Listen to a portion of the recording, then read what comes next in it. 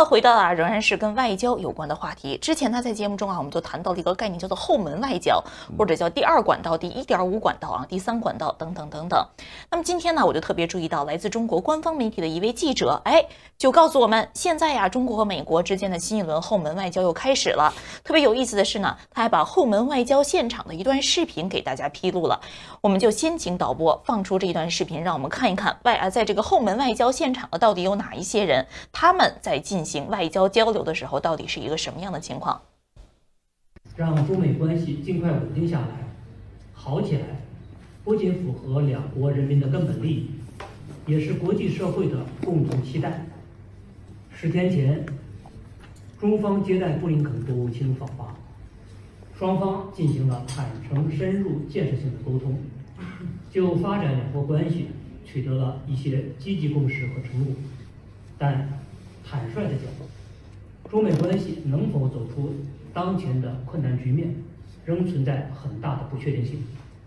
一起的不是我们共同的信念，而是我们共同的利益和共同的希望。双方互有分歧，但相互尊重。今天中美关系又站在了新的十字路口，唯有秉持。这一段视频中，我们看到正在讲话这一位是王超然后呢，旁边这一位是陈德明，是中国的前部级官员。然后呢，在这个没有讲话，但是在这个王超左手边的是崔天凯白发苍苍的一位老人，等等等等。美国方面去了谁呢？我们在这个视频里面没有看到，但是据这一位来自中国官方媒体的记者介绍有格林伯格，这是友邦的这样的一个可以说中国人民的老朋友还有一位是谁呢？就是我们之前经常为大家介绍的一系列美国商业企业人士的代表。那么这一次呢，是在中国进行的这一次会谈。那么之前我们在节目中也为大家披露到，实际上陈德明崔天凯还有王超他们其实在在去年年底的时候，其实在美国纽约进行了一次类似的会谈。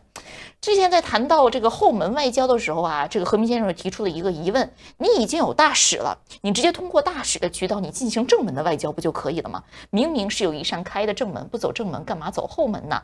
所谓的第一管道、第2管道、第3管道第2、3管道的人，要么是已经是我们叫做老朋友，就年龄已经非常大了；要么呢他已经离开了这个中国的官方体系。其实呢在这个中国的官方体系中的地位远远不及县级官员。那么第2、3管道说的这一些话表达的这一些意思，到底有什么样的作用呢？我想请何明先生再谈一谈。也不能说完全没有作用，只是作用微不足道而已从新闻的角度吧，这些人都是新闻人物，对吧？然后这个让大家在一起聊一聊，发发牢骚或者讲一些什么话，它基本上没什么作用。中美关系的根本的问题是，中国现在发展的太快了，很多方面对美国产生了某一些挑战，这是根本问题。所以把中国的问题经济的速度降低一点，对吧？把这个日本扶持起来，把这个印度扶持起来，也许就会减缓了这个中美关系，否则的话就减不了的。不像从前，你从前呢，中国还是一个不同的一个地位，你可以跟美国解释一下，美国宽宏大量，对吧？就跟你某些东西换钱。那现在不是，现在是整体的一个矛盾呢，是一个结构性的矛盾，就是中国开始在很多方面对美国还认为有一点挑战。所以要解决这个方式很简单，就是中国也是帮助印度，把印度赶紧给扶持起来。但是我看了那个高盛的一个研究报告把这个印度扶持起来结果超过了美国，这个麻烦了然后呢，那个数据显示出来，中国变成第一。所以这个事情怎么办？这是个真正的问题，这个问题不能解决，中美关系就一直会这么打打闹闹。但是布林肯国务卿昨天有一个演讲我认为是讲得非常好的。那么在我们的华尔街电视也有这个完整的这个现场的这个直播，等一下李杰博士跟大家会介绍，我认为讲得很好。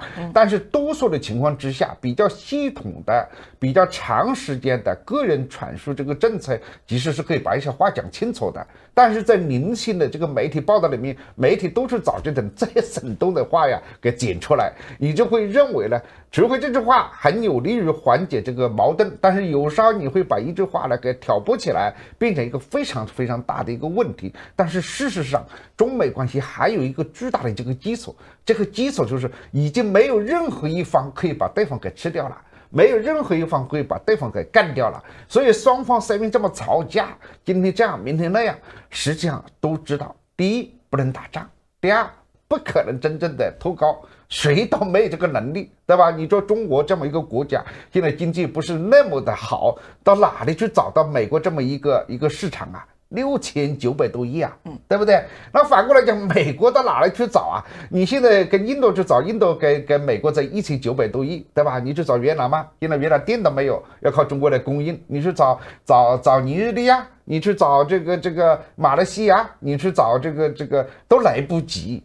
所以这个事情呢，中美关系啊，咱们就是姑且看之啊，就是姑且听之，省人听闻的东西吧，我们也报道一下。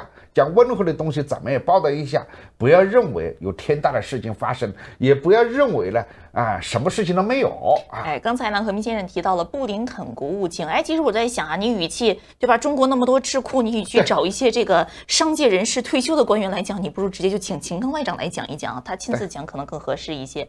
那么布林肯国务卿啊，就参与了美国外交关系委员会，很快会来，很快会来什么地方？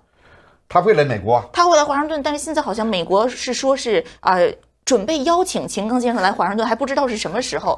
如果是按照中国、美国你一来我一往这样的规矩，不知道是不是要请到耶伦外长先去中国，之后再安排秦刚外长来到。对，耶伦外长，耶伦这个财长，耶伦财长去中国也有一个问题，因为如果他7月初去的话，中国的财政部长还是刘昆。对，你刘昆必须下台啊！刘昆不下台，我估计呢，刘昆这个一上来一个新的财长。这个何明先生，你这个点抓得很好，因为我特别注意到耶伦女士说是期待见到中国的新一届领导人。耶伦女士一句话就把我们刘昆部长给逼下台了哈。是啊，因为难道就跟耶伦说啊，这个人呢是我们下一届财政部长。你要不是你进一个现在的这个刘昆，你跟他谈不是白谈吗？对，那是不是？所以这个事情呢，我在几个星期之前的华尔街论坛时讲了，尽快的解决人事问题，反正人大随便通过一下就可以了好，人大随便通过一下就可以了。他本来把我们的这个举手机制说的相当的不严肃啊，但没有关系，我们再重新回答。那不要人大开举手的，就是不同意的举手会通过的就可以了。那我们继续说这个有关于这个布林肯这个国务卿在外交关系委员会的这一次座谈哈。外交关系委员会呢，大家一说外交关系委员会是一个智库，当然是一个智库，是一个非党派的独立的智库。但是呢，如果你对于美国的这个外交的智库了解的话，你就知道，在外交类的智库里面，外交关系委员会可以说是皇冠上的明珠。那么它旗下呢有一本非常重要的期刊这个但凡是在美国外交系统工作的工作人员是人手一本，每期必看，就是我们经常为大家介绍的《外交事务》这一本杂志。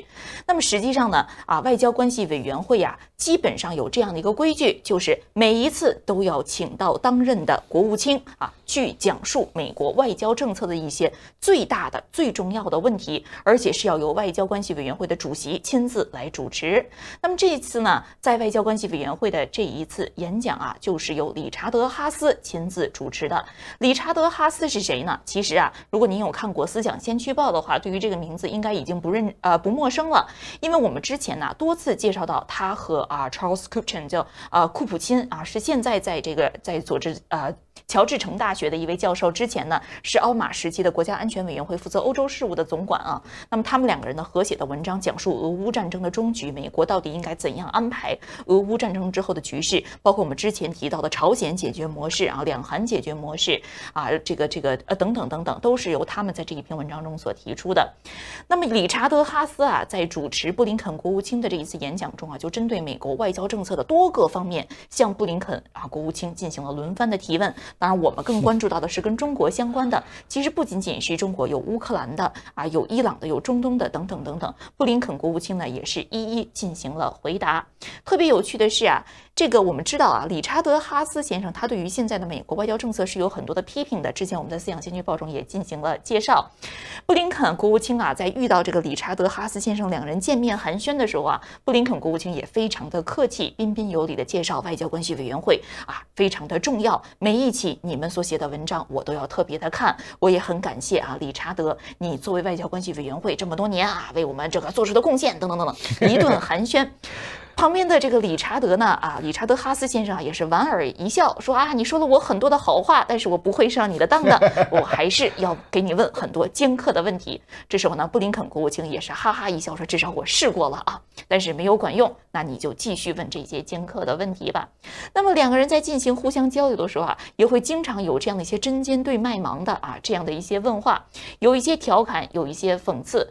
那么但是呢，让人感觉到不仅仅是理查德哈斯先生作为一位外交政策的老手，对于国际局势的掌握可以说是非常的全面和深入。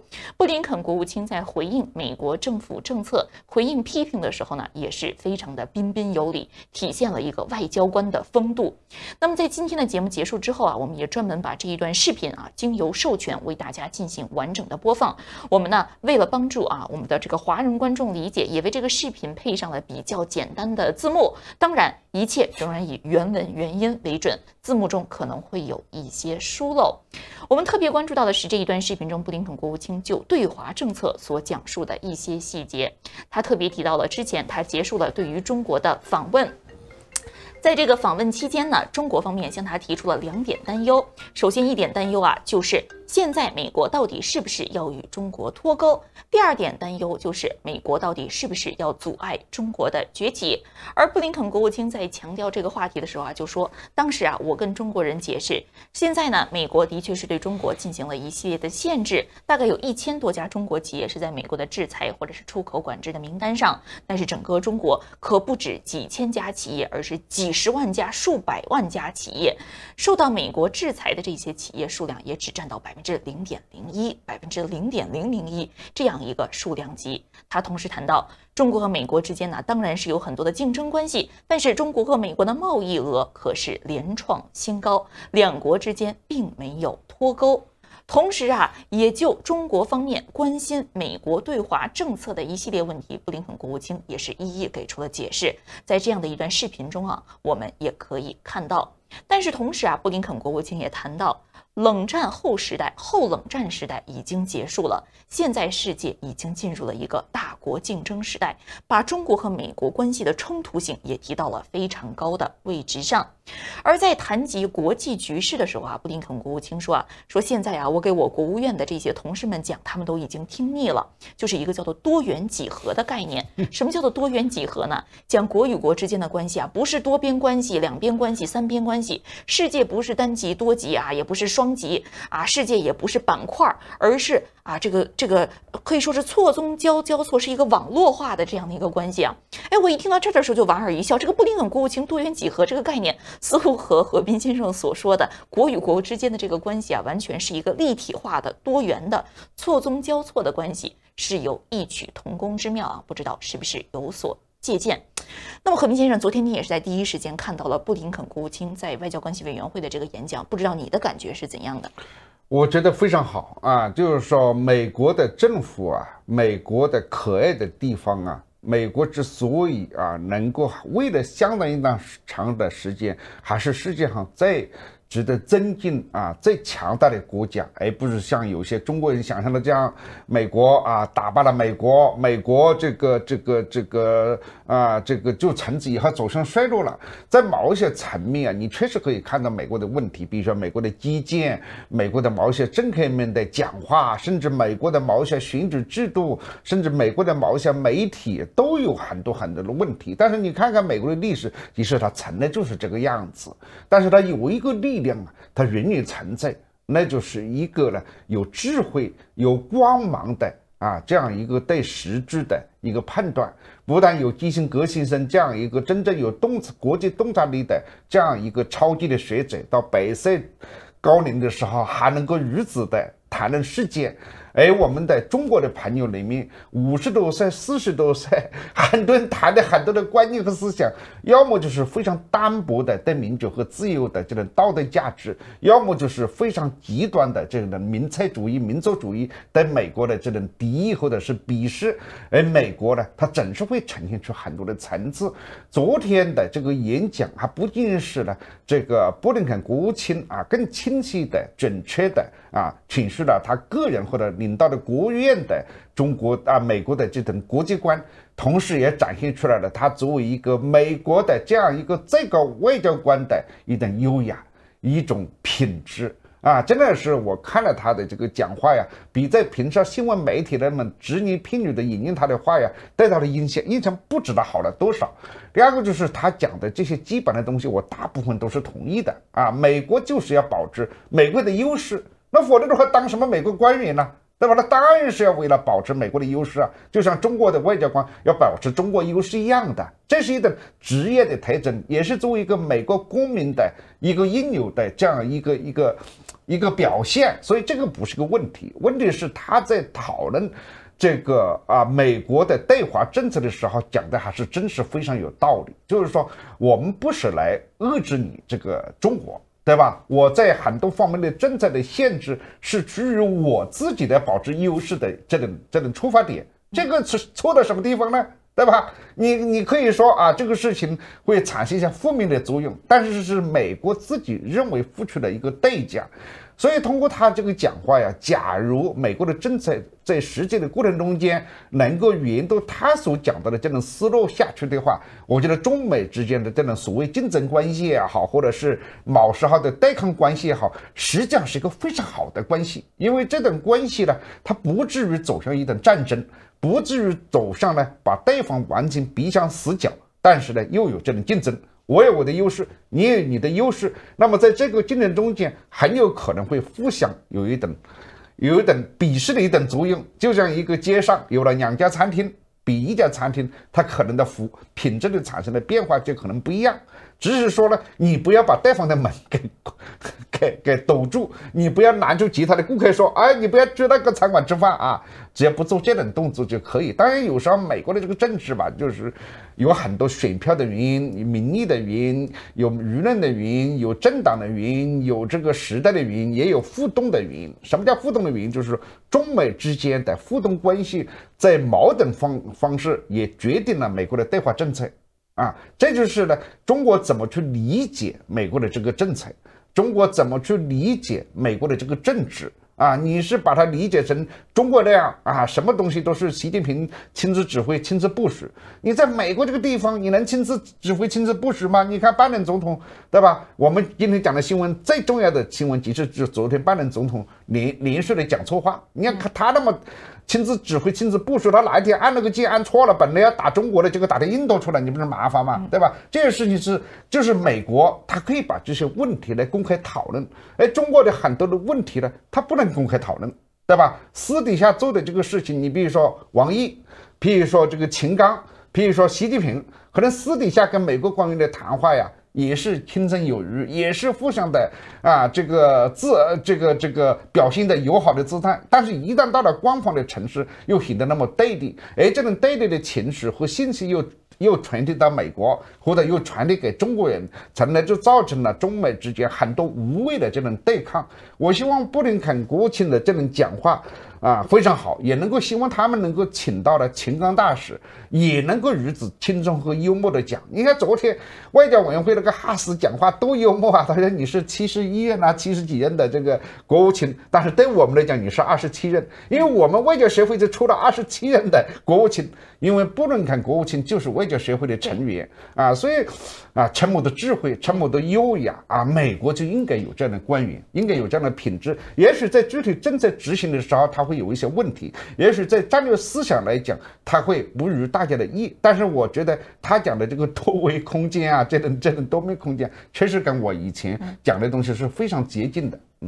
让我特别值得注意的是布林肯国务卿也非常真诚地谈到了他认为现在美国外交系统的缺憾他其中讲到了一个重大的缺口是什么？是对于技术的理解的缺口。那讲到就是我们在人才上面很少有真正了解到技术。那这一点其实我们也很好理解，因为外交系统往往是从一些特别的，比如说专业国际关系政治历史以及你所派驻的国家这学政治这样的一些领域来找到外交官。但现在整个世界变化的如此多端，面对生成性 AI， 面对新技术，那么这些外交官他不理解这个技术本身怎么样在不同国家之间解决由于技术产生的各种摩擦和合作，甚至我们刚才谈到的出口管制和制裁的问题，这其实是给美国的这个外交系统的人才啊，这样带来了很大的压力。布林肯外交官呢也是进行了非常详细的表述。那么详细的情况呢，在今天直播结束之后，我们把整段的视频完整的为大家呈现。今天稍后啊，在正午12点，我们还要进入的就是思想先驱报的现场直播，在华尔街电视进行。今天呢，我们要为大家介绍的是一份非常有趣的历史文件。昨天晚些时候，我们发现了这一份解密的CIA 的内部文件之后啊，那我很快就跟何斌先生进行了分享。何斌先生也觉得非常的惊讶啊，原来其中还有这样的细节。其中呢，涉及到了一个关键性的人物，就是我们很多华人朋友就非常清楚的一位著名的建筑师啊，叫做梁思成先生。大家可知道，梁思成差一点就被中央情报局策反成功了，准备在美国在西方叛逃了，但是后来为什么又没有成功呢？ CIA 又找出了什么样的人去试图策反梁思成呢？背后到底是怎样的故事？在今天的思想先驱报中，我们围绕叛逃这个话题继续为大家进行相关的介绍。今天节目最后仍然是感谢给我们打赏支持的观众朋友们，今天有非常多的观众朋友们给我们打赏，谢谢甜点，谢谢明哲，谢谢如是我闻，谢谢金山，谢谢我是 GG， 谢谢这些观众朋友们对于我们的支持。稍后思想先驱报再见，我们再来看布林肯国务卿在外交关系委员会的这一段演讲。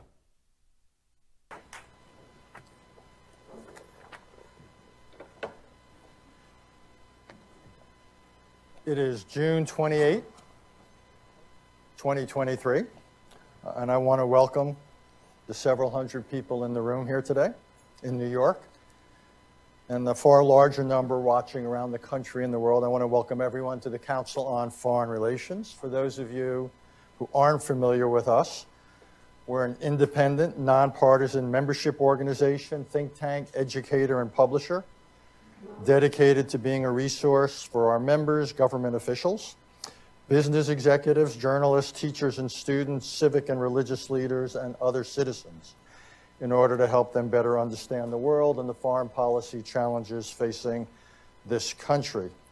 I'm Richard Haas, CFR's president, and this morning we're fortunate to welcome back one of our most distinguished members, Antony Blinken. He's had a long and distinguished career, serving as staff director of the Senate Foreign Relations Committee in any number of senior positions in the Clinton and Obama administrations. And now, as everyone in this room and beyond knows, he is the 71st Secretary of State. Speaking of numbers, we here at CFR don't just think of him as 71. We refer to him as 27. There have been 28 Secretaries of State since 1921, when CFR was founded, and Secretary Blinken is the 27th. To appear here at CFR. I'm one of 16 to speak here while. Who did you miss, Richard? Interesting enough, it was John Marshall.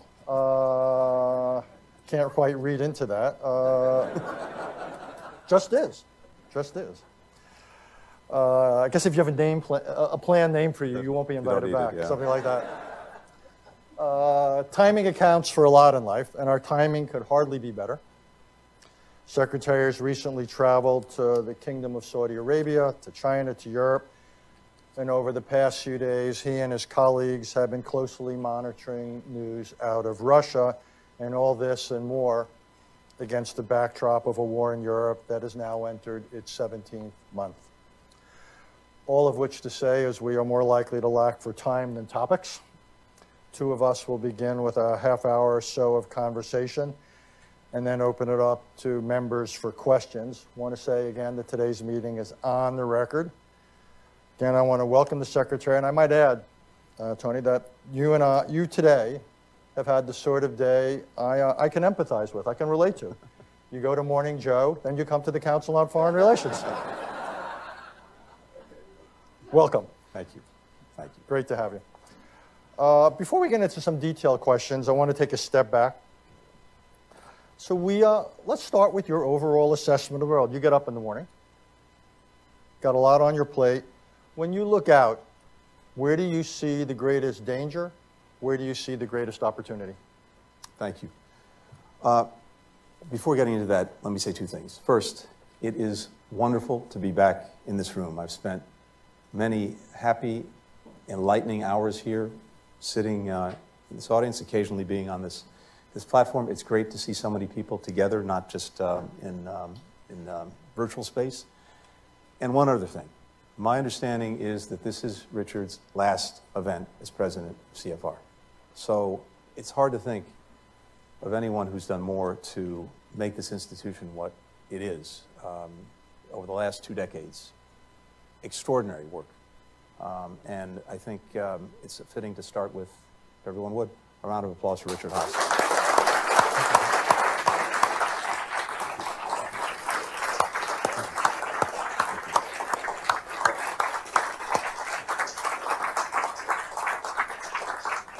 I want to thank him for that, but I'm still going to ask him tough questions. I tried.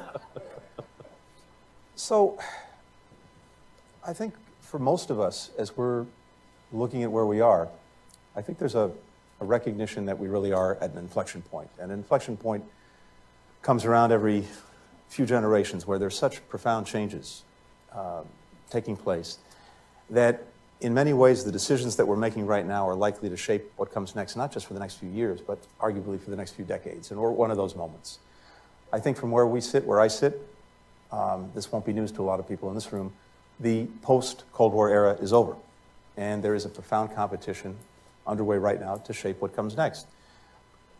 We had a strong consensus coming out of the Cold War. We thought that major power competition was over. We thought we'd have an integrated global economy in which commerce ultimately trumped geopolitical competition. We thought we'd have former rivals working together to deal with big transnational problems. And I think we all thought that political and economic openness would be mutually reinforcing. And to some extent, I don't want to minimize it, we did have, in many ways, an era of extraordinary progress. I think if you take the Steven Pinker view of the world and step back and look at the aggregate, at least until the Great Recession, and arguably even until COVID, in the aggregate, we did see the world getting safer, more prosperous, a little bit more equal, healthier, wiser.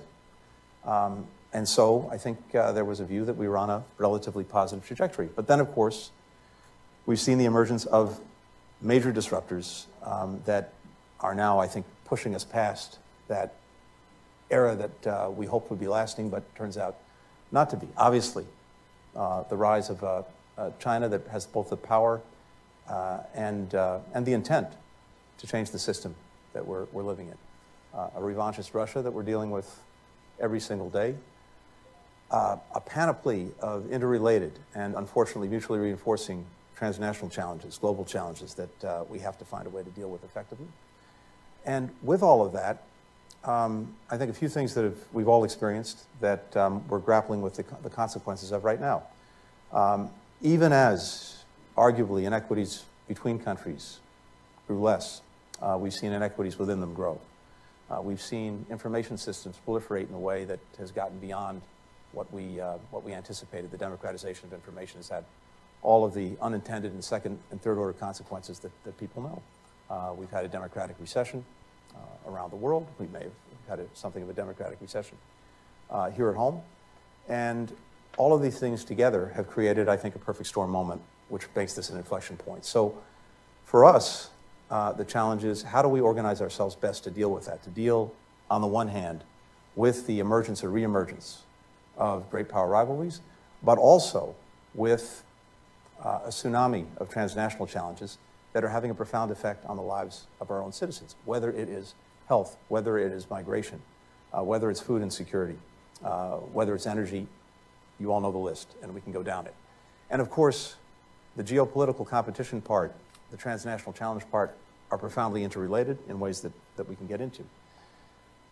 We have a vision that is clear and unambiguous for what we'd like the world to become. Free, secure, open, prosperous. And that's a cliche, but it actually means something. It means societies in which individuals can choose their own lives freely. It means countries that are free to decide what their path will be, who their partners will be. It means an international system that's built around rules, transparently, applied fairly and equitably, with goods, with information, with people flowing lawfully and freely. And it means technology used to uplift people, not to keep them down. On the other hand, we have increasingly some actors, some countries that want to erase many of the rules, the norms, the standards that we've developed over 75 years as a Western construct that shouldn't apply to them. We have a reassertion in some cases of spheres of influence. We have countries that are using predatory non-market practices to gain economic power and influence. We have the weaponization of dependencies, the weaponization of information. And we have assertions that what we see as universal rights are purely internal questions. So there are two very different views of the world. And there may well be a desire on the part of those who have a different view for a world order, but it's an illiberal one. And ours remains at heart a liberal one. So there's going to be a contest to shape this future. As we're thinking about this and as we're acting on it, I think we start, and I'll be brief, we start with trying to put the strongest possible foundation in place to be able to deal with this changed world, to be able to deal with this competition. It starts with everything we've done to invest in ourselves, in our own competitiveness. I can go through the litany, but again, you all know it. But if you look at the investments that have been made over the last almost 3 years now, they are historic in nature, from the infrastructure bill to the CHIPS Act to the IRA. And I can feel this everywhere I go around the world. But second, and this is where we come in, where the State Department comes in, working not only to rejuvenate, to revive, and in some cases to reform our alliances and partnerships, but also to build some new ones that are more fit for purpose. And the way I'm thinking about this, Richard, is a phrase that my colleagues are sick of hearing me say, but it's kind of variable geometry. As you've seen, we've spent a tremendous effort to try to reinvigorate, rejuvenate existing alliances like NATO, like our partnerships in East Asia. I can go down the list. But at the same time, we've also been building fit-for-purpose partnerships where different collections of countries, and not just countries, other stakeholders, other actors, the private sector, the non-governmental world, come together to try to tackle discrete problems. We built coalitions on global health and COVID. We built coalitions on food security. We're about to announce one on synthetic opioids. And in each case, our purpose is to find ways of bringing countries together to effectively deploy their resources, their knowledge, their information to tackle these problems. I'll end with this. And I know this is something that Richard, that resonates with you in many of your writings. I came to this with two very basic propositions, and I've seen those propositions, I think, validated by the experience we've had over the last 3 years. One is that if the United States is not engaged, if we're not leading, then one of two things. Either someone else is, and probably not in a way that advances our own interests and values, or no one is. And then you're going to have a vacuum that's probably going to be filled by bad things before it's filled by good things. The flip side of that coin is, in the 30 or so years that I've been doing this, I don't think there's ever been a greater premium than there is now on finding new ways to cooperate, to coordinate, to collaborate, both with other countries, institutions, and a variety of other stakeholders who are empowered in ways that they never were before, and so can be disruptors if you're not getting them on the takeoff, not just the landing. If you care about climate, if we're 15% of global emissions, we get everything right at home, that doesn't account for the other 85%. We've got to find ways to bring others along. If you're concerned about what we've experienced over the last 3+ years with COVID, we know that even if we do everything right here, if there's another variant out there somewhere, it can undermine everything we've done. So we have to build stronger global health systems. If you care about the technology that's in our pockets, that's shaping our lives every day, the norms, the rules, the standards that go along with that technology is probably being shaped in some windowless room in an international organization. So we have to find ways to make sure that not only are we in the room, not only are we at the table, but hopefully we're at the head of the table. So that's what we've been working to do. And I think on the big issues, on dealing with Russia, on dealing with China, we've managed to build greater convergence with other key players in the international system than we've seen. And on these big global challenges that are having a real effect on the lives of people here too, we're finding new ways to partner with countries, with institutions, to try to get at them, to try to get achievable results. Sometimes it takes a while.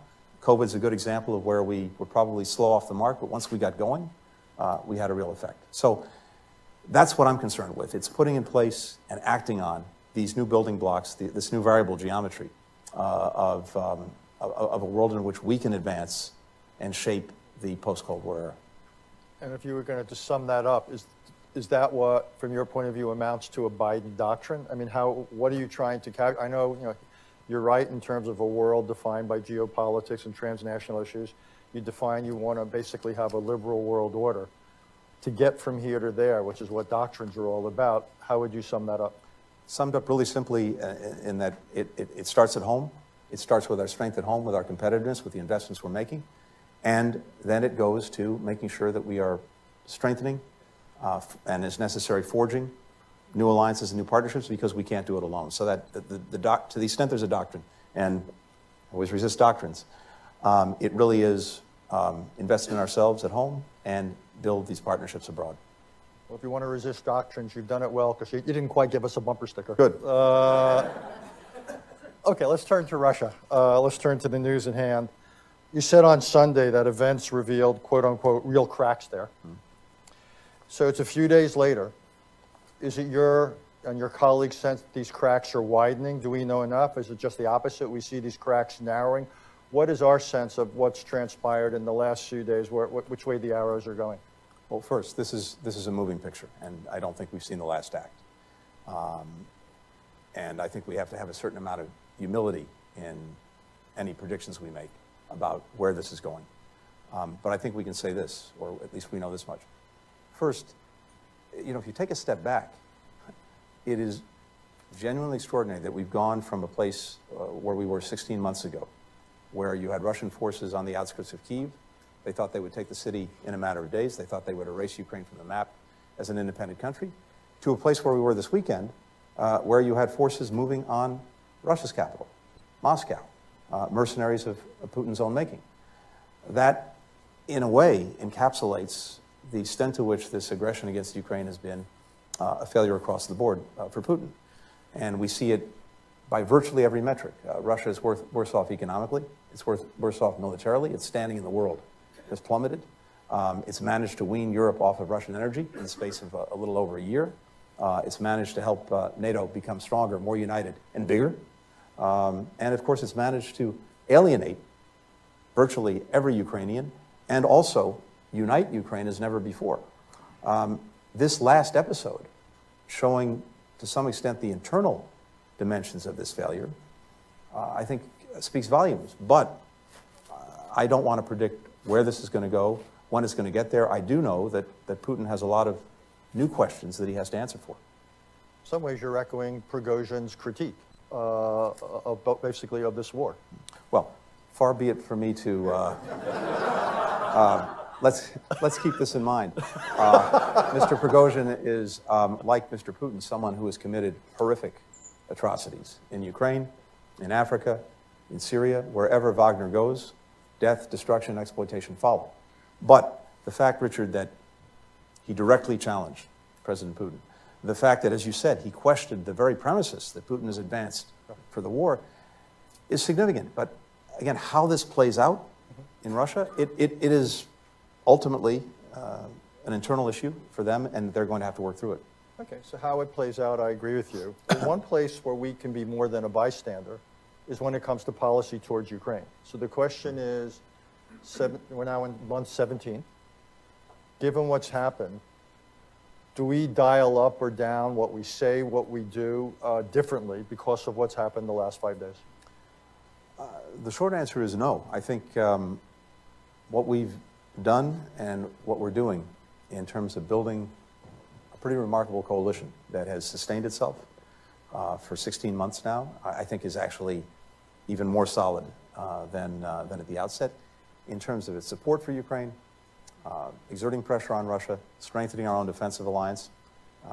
We're sticking with that program. The only thing I'd say is that besides the rather extraordinary effort that's been underway to help Ukraine in the moment, to make sure that it has everything it needs for this counteroffensive, where it's trying to take back more of the land that was seized from it by Russia.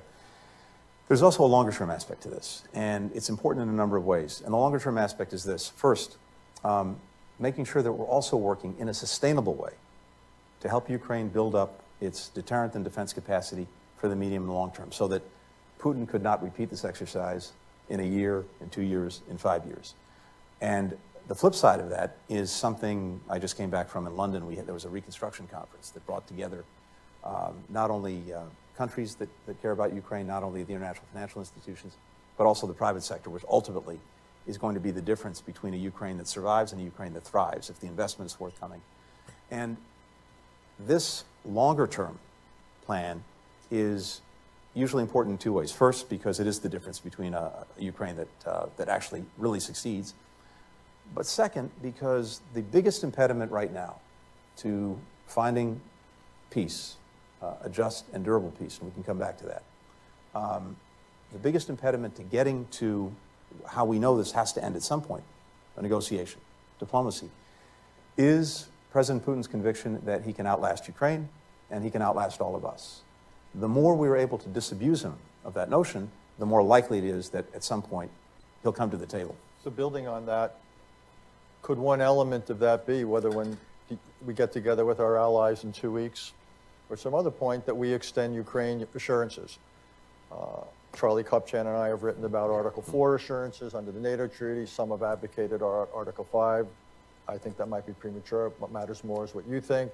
Some have talked about the model of the Israeli relationship. But why not think about assurances for Ukraine, which further signals Putin that time is not his friend? Yeah. Rich, I think that's exactly right. And I've read carefully what you and Charlie wrote, as I always do. It's in Foreign Affairs magazine. I want to mention that. Get one for the home team. Available at a newsstand near you. There are two things that I think are important. One is you're going to see at the NATO summit a very robust package for Ukraine, political and practical. I'm not going to get ahead of where we land in Vilnius, but I'm pretty confident in that. The second, at the same time, a number of us are looking, by a number of us, I mean a number of countries are looking at, in parallel, in addition to what happens at NATO, what can we do to do just what I said a moment ago, which is to help Ukraine build up its long-term deterrent and defense capacity. And there's a lot that goes into that, but I'm also pretty confident that that's a place we're going to get to. So let's go to another place you recently were in, which was China. What is your definition of success? What is a realistic goal for American foreign policy towards China? There's, at least in the near term, maybe even in the lifetimes of most people in this room, I don't think a clear finish line. This is more about getting to a place where we have peaceful and maybe somewhat more productive coexistence between us. Because the bottom line is this. China's not going away. We're not going away. So in the first instance, we have to find a way to coexist and coexist peacefully. We know we're in an intense competition. We talked about the competition to try to shape the post-Cold War era. At the same time, we are determined that that competition not veer into conflict, which would be terrible for everyone involved. And it starts with some basics. It starts with actually building back sustained lines of communication. That was the purpose of the trip I made at the President's behest, to start to build that back. And I think you're going to start to see more engagement in both directions with senior Chinese officials coming here, senior Americans going there. Second, it is about dealing directly, clearly, candidly with the profound differences that we have. And at the very least, making sure that there's a greater understanding of where we're coming from, what our intent is, and hopefully learning a little bit more from them about where they're coming from and what their intent is. And then finally, there are areas where, if it's in our mutual interest, we should find ways to cooperate. We talked about that as well. But this is a long-term competition. As I said, I don't think there's a finish line, but we want to make sure that in that competition, we're in a position of strength where we are, as I said, able to shape what comes next. And I think, from my perspective at least, we are approaching this from a position of strength, precisely because of the investments we've made in our competitiveness, precisely because of the convergence that we built with key partners in Europe, key partners in Asia, on how to approach the challenges that China poses. So I'm listening to you closely, and I was struck by your language, because you said our goal is to coexist peacefully. Well, I'm old enough, as are several people in this room, to remember where peaceful coexistence was the phrase that for decades dominated or characterized U.S.-Soviet relations. What are we to read into that? Only that, again, neither of us is going away, so at a minimum, that has to be, I think, the baseline. As I said, we're determined to make sure that in everything that we're doing, the two different worlds that I tried to sketch briefly and what they might look like, the free, open, prosperous, secure world that we're trying to build, a somewhat different and more liberal model that others, including China, are driving toward, that our vision prevails.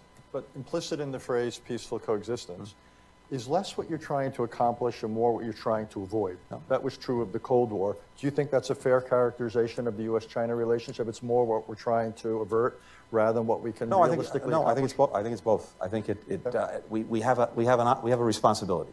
We have an obligation that we hear from around the world to manage the relationship responsibly, and that gets to the peaceful coexistence part. We hear this demand signal everywhere. But that doesn't mean that we're standing still. It doesn't mean that we're accepting that as the goal. But it is the foundation. And from there, as I say, we're in a competition. We want to make sure that in that competition to shape this new era, our vision prevails. So let me raise what could be the greatest threat to that ability, which is Taiwan. And if I may quote Secretary of State Blinken, I always hate it when people quote me, by the way. Last October, you said, referring to Taiwan, what's changed is this: the decision by the government in Beijing that the status quo is no longer acceptable, that they wanted to speed up the process by which they would pursue unification. You just spent time there. You spoke to Wang Yi, you spoke to the foreign minister, you spoke to, obviously, President Xi. What take did you make on their views on Taiwan? Did you come away with any different sense of their either aspirations or, more important, timetables, risk propensities? Let's start with this. I think my opening premise is that for the better part of 5 decades, this is a challenge and issue that we've actually managed responsibly. And doing that was premised on a few very basic principles. One is that any differences between Beijing and Taiwan would be resolved peacefully, that neither side would engage in unilateral changes to the status quo. And the result of that, the result of a consistent policy through multiple administrations, Republican and Democrat alike, founded on one China, has meant that we have managed it responsibly. I think what changed is this, at least in our judgment. Obviously, China has a different narrative. But if you go back to 2016, not last year, not just in recent months, but if you go back to 2016, we've seen Beijing taking actions that suggest that the status quo was not acceptable. And we've seen that in some of the military operations that they've been engaged in, the deployment of forces, the exercises, the missile tests, et cetera. Sure. We've seen that in the economic coercion exerted against Taiwan, and for that matter, exerted against countries that have relationships with Taiwan. We've seen that in the effort to pry Taiwan out of the international system. And all of this is a stirring of the pot that is antithetical to the preservation of the status quo. So one of the things that we try to communicate very clearly is not only the consistency of our policy and our approach and our determination to maintain the status quo, but also the concerns not just of the United States, but of countries around the world about anything, any actions that would disrupt it. And there's a very clear reason for this, even as China, of course, asserts that these are sovereign issues that should be relevant to no one else, and of interest to no one else. We all know this: 50% of commercial traffic, trade, goes through that strait every single day. 50% of the container traffic in the world. 70% of the semiconductors that we use, from everything from our smartphones to our washing machines to our automobiles, made on Taiwan. If there were to be a crisis as a result of actions that either side takes that offline, you've got potentially a global economic crisis. It's one of the reasons, maybe the main reason, that country after country is going to both of us and saying we expect the responsible management of this issue to be sustained. That's exactly where we are, and I tried to share that very clearly and directly with our Chinese counterparts. Okay, so I agree with you on the stakes. and I agree that China over recent decades has, shall we say, moved to change the status quo in certain ways by what it's done militarily and diplomatically. So 4 times your boss, the President of the United States, has said that the U.S. would help defend Taiwan if it were attacked by China, and 4 times the White House staff has walked him back. So what is our policy, and why aren't we basically telling China, within the context of one China policy, you've done things to increase the threat, we're going to do things to increase the your understanding that you cannot move against Taiwan with impunity? Richard? Yes, sir. We continue to be guided by the One China policy based on the 3 communiques, the Taiwan Relations Act, and the 6 assurances. That hasn't changed, and that won't change. Mr. Secretary, we can do all that and still increase the certainty that with which we communicate to China that we are there for Taiwan if they use coercion. And I think it's evident not only in what we're saying, but also in what we're doing, that we are there for Taiwan. Under the Taiwan Relations Act, we've had a long-standing policy of making sure that we could do what's necessary to help Taiwan defend itself.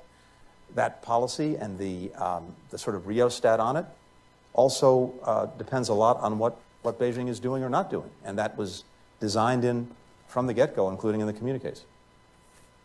Okay, let me raise one other aspect of China. So while you were there, you raised the fentanyl issue. Yeah.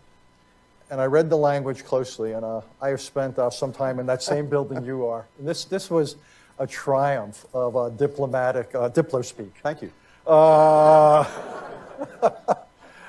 Where the 2 sides agreed to explore the creation of a working group. Love that. Love that. So there was that. And then I saw that China basically, however you say not now or take a hike in Mandarin, on establishing mill crisis communications. So my question is, on those 2 issues, am I misreading it? And then on other issues, for example, China's willingness to participate in the next round of nuclear arms control talks. The last time I raised it with a senior Chinese official, he basically said, no way. We've got to build up our nuclear arms. We're not interested. Do you get the sense that when China's looking at all these issues, where did you come away with optimism? Was it any of these issues? Was it possibly Ukraine? Is there any area where, again, you see some potential upside in China's diplomatic openness? Well, first, just taking the issues that you mentioned, let's start with fentanyl. And there's a good reason to start with fentanyl.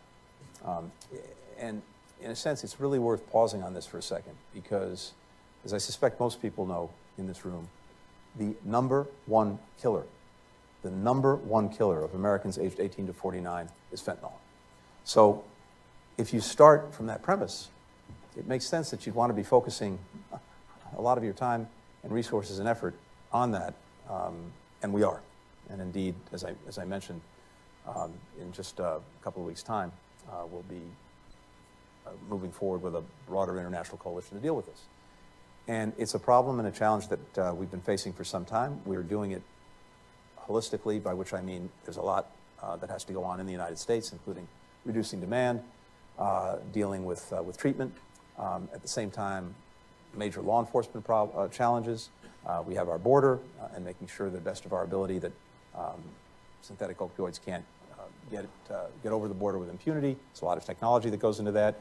Working with Mexico, where the synthetic opioids are created. But there's, of course, as everyone knows, a China dimension to this problem, because the precursors that go into the fabrication of fentanyl are right now primarily made in China, and they are then diverted, sometimes knowingly, sometimes not knowingly, to criminal enterprises that turn them into fentanyl close to our border and then send them into our country.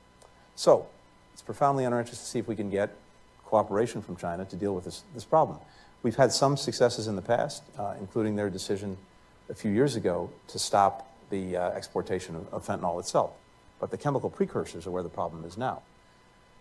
There's a lot that goes into this in terms of trying to elicit that cooperation, even as we are taking action against any institution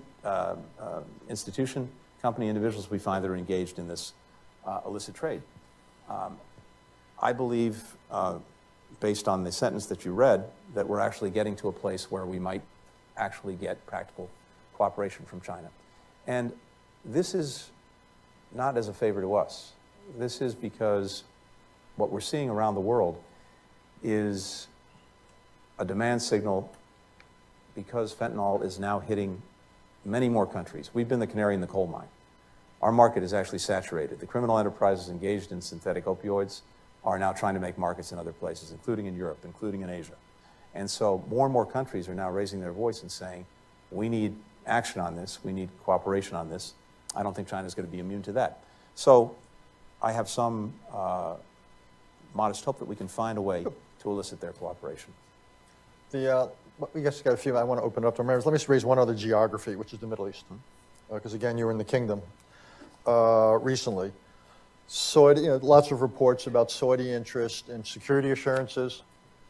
Lots of talk about Saudi Arabia potentially joining the Abraham Accords, normalizing relations with Israel.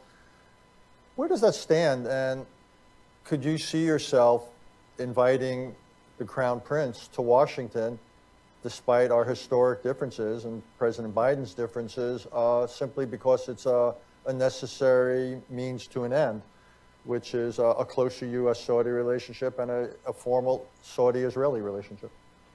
So, Richard, I think when it comes to that relationship, where it's going, and how potential normalization fits in, start from the premise that we've had a decades-long relationship grounded in security, grounded in energy, and then in more recent years, grounded in dealing with terrorism. But now we see all sorts of new potential that goes to the dynamic of regional integration in the Middle East, with Saudi Arabia potentially in the middle of it, a de-escalation of conflict and crisis, with one notable exception, Iran, and as well, the possibility to partner on game-changing issues and challenges, for example, with Saudi Arabia on everything from developing and meeting the incredible thirst around the world for quality infrastructure, to dealing with new communications networks going forward, including things like open radio access networks, where we're actually working with the Saudis. It's a long way of saying that along with the foundational partnership that we've had, there are new horizons that are clear. And of course, we have a big stake. We came in with maybe the worst humanitarian situation in the world, being in Yemen, working to end that war. So there's also a dynamic in place whereby both Saudi Arabia and Israel, of course, are interested in the prospect of normalization. It is incredibly challenging, hard, not something that can happen overnight, but it's also a real prospect, and one that we're working on because, as you've alluded to, both the Saudis and Israelis are looking for us to play a particular role in that effort. We're very much engaged in it, and as I said, it's a challenging road, but it's certainly one that's possible. Don't you have an added problem, though, which is just as you're trying to do this, and perhaps bring the Saudis closer to the Israelis, it can't take place without a context, in this case, the Israeli-Palestinian relationship, which I've been watching it for 40 plus years, and it seems to me not that far from blowing. You're seeing now the considerable expansion of settlements, considerable expansion of violence, a real absence of centralized Palestinian authority, the most right-wing government we've seen in Israeli history. If we want to have a normalization between Saudi Arabia and Israel, it seems to me part of associated with that has got to be a degree of calm with Israelis and Palestinians. It seems to me we're on the verge of anything but that. Shouldn't we be doing more? Or couldn't we be doing more to address this? To keep open, in particular, to keep open the possibility, the calm things, and keep open a two-state possibility? Yeah. In short, I agree with you. And that's no fun. Sorry. We've told our friends and allies in Israel that if there's a fire burning in their backyard, it's going to be a lot tougher, if not impossible, to actually both deepen the existing agreements as well as to expand them to include potentially Saudi Arabia. And I actually had this conversation just yesterday with my Israeli counterpart. It's a conversation I've had with the Prime Minister on a number of occasions. It's also, at least in our judgment as Israel's closest friend and ally, profoundly not in Israel's interest for this to happen, both because of the added degree of difficulty that this presents for pursuing normalization agreements or deepening them, but also because of the practical consequences. If, just to cite one example, if Israel were to find itself either by intent or by accident responsible for the West Bank with 3 million Palestinians and 500,000+ settlers, what is that going to mean in terms of the allocation of resources, including security resources, that Israel otherwise needs to be concerned about when it comes to Gaza, when it comes to Lebanon, when it comes to Iran? It doesn't really add up. So on both of those dimensions. And then, of course, there is the question of the future for the Palestinian people, something that we care deeply about. And we continue to believe strongly that two states is the way forward. As distant as that seems, it's usually important to at least keep a horizon of hope for people who don't have a lot. And in the meantime, to at least try to better their lives day in, day out. We are working on this. We've brought people together, Arabs, Israelis, Palestinians in Aqaba and Sharm el-Sheikh, to try to find a way forward to, in the first instance, de-escalate some of these tensions, to have both sides refrain from taking actions that are simply going to add fuel to the fire. It's an ongoing process. We've had some success, particularly during the holiday season over Easter, Passover, Ramadan. Now, however, we've seen steps taken, including on settlements, that are moving in the opposite direction. Two quick last questions, then I want to open it up. You mentioned Iran twice.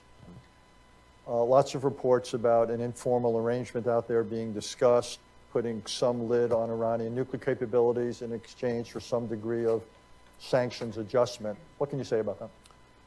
What I can say is this. We've believed from day one two things. We have a commitment that President Biden strongly adheres to, which is that Iran will not acquire a nuclear weapon.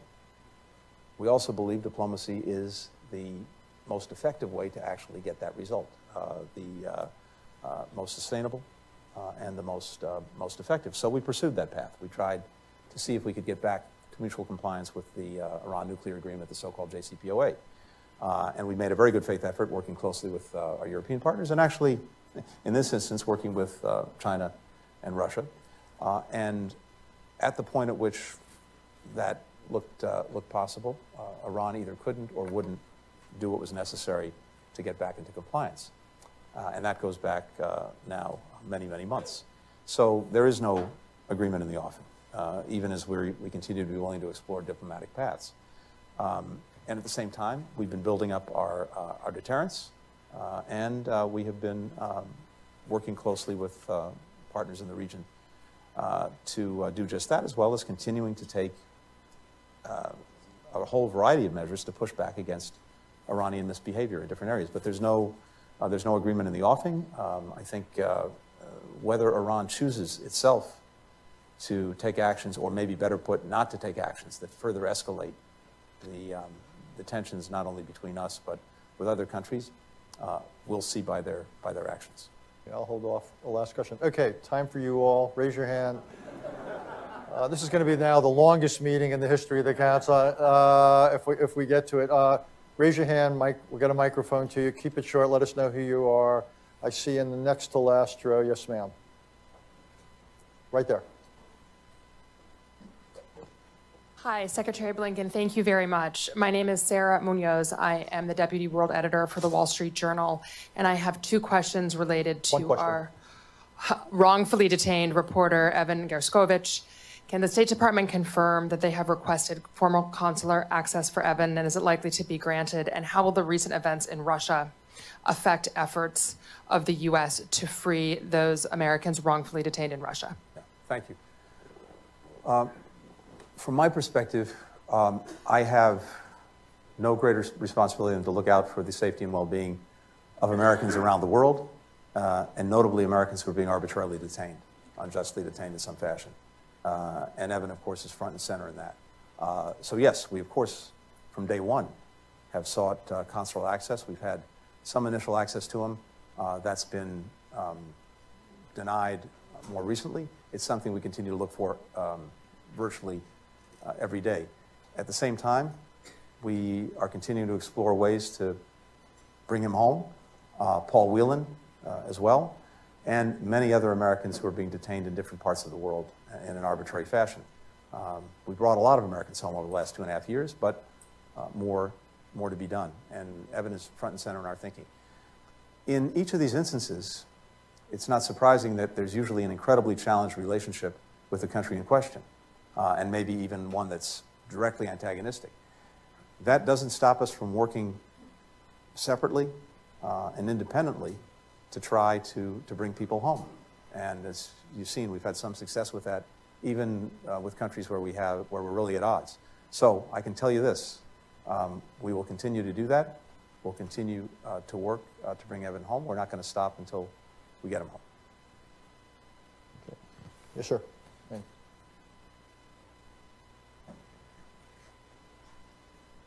Jamie. Jamie Metzler, One Chair World. Hi, Tony. Thank you. Nice to see you. I really appreciated what you said about our world being at an inflection point. At earlier times in history, 1648, 1945, we've been at inflection points like this, in those cases after huge crises, and we've had to think structurally about what a global operating system upgrade might look like. How are you thinking about upgrades, whether it's to the UN or new institutions, to try to deal with the challenges we face? Jamie, thanks for the question. It's very much what we're about and what we're focused on. And as I said, it really goes to a few things.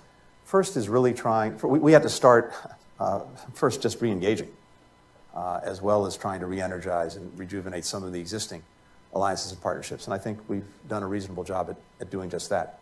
And a lot of that is just rolling up your sleeves, showing up, being engaged, listening, as well as acting. But I think one of the things we found is this, and again, no surprise to anyone in this room. Institutions, alliances, arrangements that were made 75 years ago, or 50 years ago, may not necessarily be fit for today's purposes. And so, along with trying to reorient, in some cases, the existing arrangements to deal with the challenges of this moment, we have tried to build new partnerships.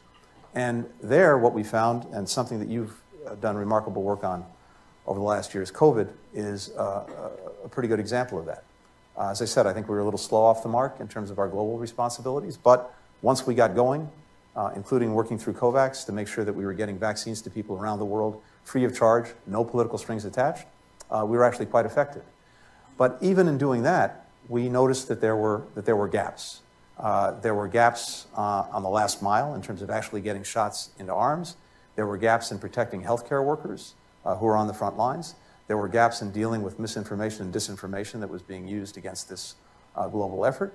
There were gaps in getting other therapeutics to people in need, and this is, of course, particularly acute in Africa. So we built a new coalition of countries that were either particularly interested in this, had particular resources that they could bring to bear, and we called it basically the GAP Coalition. And it was not very much in the headlines, but we did it among foreign ministers because to have a real impact and a sustained impact, yes, of course you need all of the expertise, health ministers, et cetera, but to make sure that there's a real political drive and imprimatur on this, it's useful to do it at that level too. And we put this together, and it was actually quite successful, and we can go through all the different metrics, in actually filling the gaps. We're doing this across the board. I mentioned the synthetic opioid coalition that we're going to put together and that will be announced in just a couple of weeks' time. We've done this with food insecurity as well. And we also have been doing this in different ways with things that Richard knows well in the Indo-Pacific, with the Quad, with India, with Japan, with Australia, with the United States, to try to deliver specific public goods in ways that our countries together, I think, are uniquely placed to do. It actually started, as you know, with vaccines, but now it's expanded out. So it's exactly this combination of revitalizing existing institutions, reforming them as necessary. The UN is one place where you may have heard the President speak to this at the last General Assembly. we're really intent on trying to pursue reform of the Security Council, reform of the institution more broadly, the international financial institutions, multilateral development banks. It's a major effort underway to make sure that they're much more effectively addressing the needs in this moment. We started with the special drawing rights. I think there's more that we can do. We need Congress for that. We're looking at how capital is allocated and allocated in ways that, again, address things like climate change, which is the biggest demand signal, food insecurity. And we're also looking at greater speed and efficacy in the way these institutions function. Janet Yellen, and we were working on that very closely together. So I think it's a combination of all of these things. It's the existing institutions, it's building new ones that are fit for purpose, and as I said, it's also finding new tools, including in the international system. Last thing is this. This is, in my mind, something that's been very powerful because there really is a recognition, even with countries that have different systems, different political orientations, that there is a common interest, a shared interest in trying to tackle some of these problems, and there is a shared interest in actually establishing some basic rules, basic understandings, and trying to live by them. And we see that play out every single day. Let's get a question from the Zoom land. We'll take our next question from Tamika Tillman. Hi, Secretary Blinken. This is Tamika Tillman. It's great to see you and to have you with us. You had touched a couple of times in your remarks on technology and the importance of technology in shaping the evolving world order. You've done a lot of good work at the State Department to build new infrastructure for dealing with that. What will it look like going forward, not only for the State Department, but for public institutions generally that have historically struggled to adapt to rapid innovation in other fields? Yeah. Micah, thank you. One of the things that I've learned the hard way in 30 years of government, I suspect, Richard, you had the same experience, is that governments, the foreign policy apparatus, to some extent the domestic apparatus, is usually not great at understanding new technologies, adapting to them, figuring out what government's role needs to be in shaping them and in regulating them. And in the foreign policy space, most of us are not brought up in scientific, technological disciplines, and that's a deficit. One of the things that we've been trying to do, and have done, I think, with some success, is actually to build that into the DNA of the State Department. And as I think you alluded to, we just stood up a new bureau that is focused on digital policy, on cyberspace, on emerging technology, to make sure that we have the expertise in hand at the department, that we actually grow it within the department, and the department is seen as a place where there's genuine knowledge, genuine expertise, and then we can effectively represent the United States in these windowless rooms around the world where so many of the decisions about how technology is going to be used are actually made. And that was done really with, in record time, at record speed. And I'm feeling very bullish about the prospects for that. We have worked very hard as well to strengthen our connections to the entire innovation, science and technology enterprise that is at the heart of this country's strength. And time doesn't allow me to get into this, but we've done that in a lot of different ways to make sure that we're connected, and to the best extent possible are actually a little bit ahead of the curve in understanding what's coming down the road, how that may affect our relationships with other countries, how that's going to affect geopolitics, how that's going to affect our ability to solve some of these big transnational problems that we've been talking about. Basically, we want a department that's fit for purpose as well, and that purpose has changed.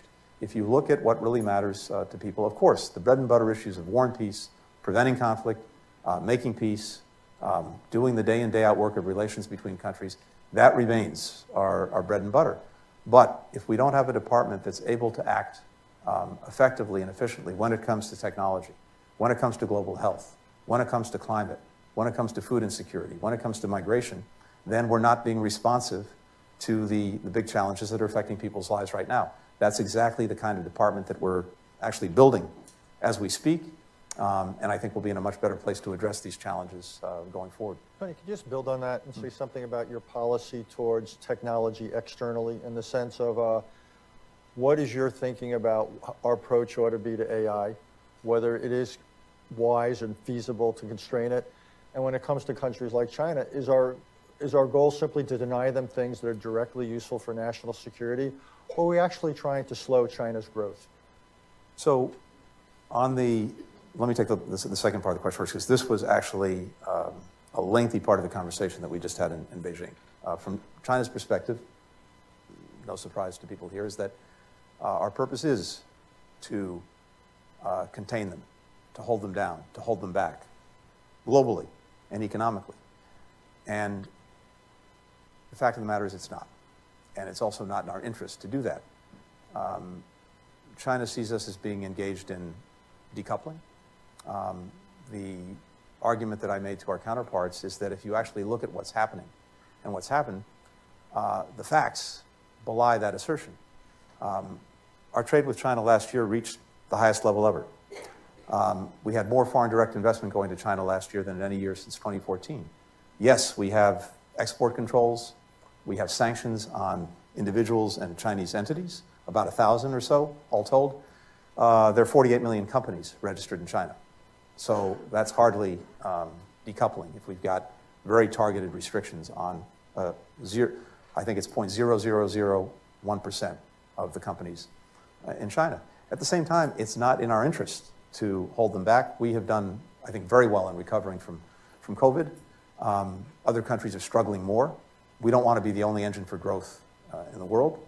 We want to see a China that's actually succeeding economically. It's in our interest. But equally, and again, I shared this with our counterparts, how is it in our interest to allow them to get technology that they may turn around and use against us, whether it's in building a very opaque nuclear weapons program and expanding it at a very rapid pace, developing hypersonic missiles, using AI potentially for repressive purposes. It's not in our interest to do that. If they were in our shoes, they would do exactly the same thing. And so the very targeted, very narrowly defined controls that we put in place are designed to prevent that. Now, it's an ongoing conversation, but I think it's hugely important. When it comes to AI more broadly, obviously that's the subject of the day, particularly when it comes to generative AI. We're proceeding in a very deliberate way. There has been a very productive dialogue, conversation going on between the administration, Senate at the White House, and the four companies that basically have developed the foundational platforms for generative AI. And we expect that to lead to a place where there's an understanding, a voluntary understanding, on what some of the guidelines and guardrails will be for the development of generative AI. The challenge becomes this.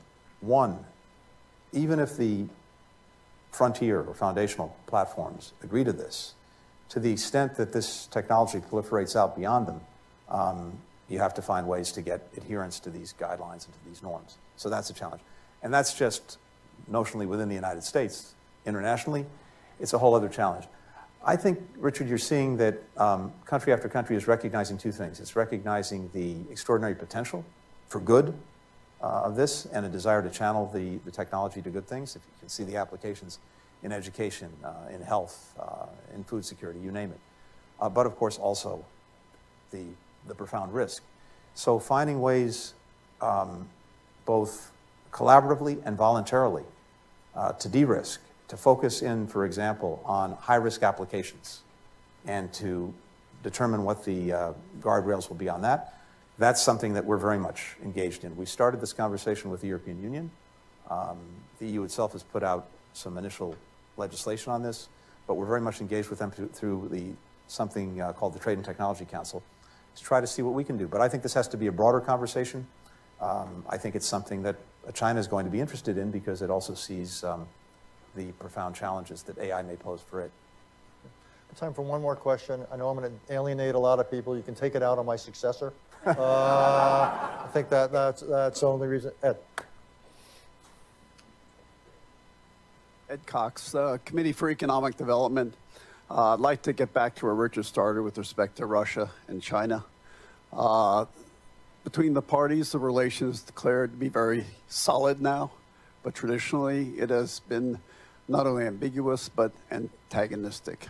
Where do you expect that relationship to evolve? and how could the administration impact it?